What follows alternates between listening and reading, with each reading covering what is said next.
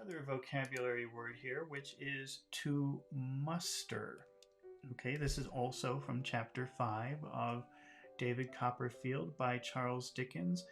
And this word to muster, it's a pretty advanced word, and it means to bring things together to make something bigger or stronger.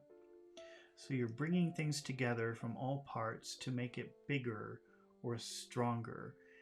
And usually, I'm just thinking of some examples here. We've got muster an army.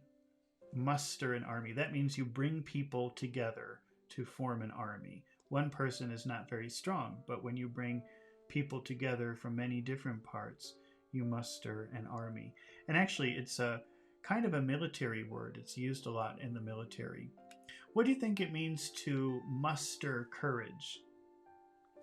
Maybe here you don't have enough courage, but maybe we can find courage from here, and bring it all together, and then we've got all the courage we need. That would be mustering courage. Let's use it in some examples to see how it works. So let's say John wasn't making enough money at his job, so he looked for and found all of the courage inside of himself to ask for a pay raise. Okay, so when he first looked, he only found a little bit of courage, but he put all the courage together in his whole body and mind, and then he mustered the courage. He mustered the courage to ask for a raise. He mustered the courage to ask for a raise. He mustered the courage to ask for a raise. Let's say that John wants a date with Mary, and let's say he wants a date with Mary, and change the phrase with ask for a date. He mustered the courage to ask for a date. He mustered the courage to ask for a. He mustered the courage to ask for a. He mustered the courage to ask for a date. Let's change it again, and let's say favor.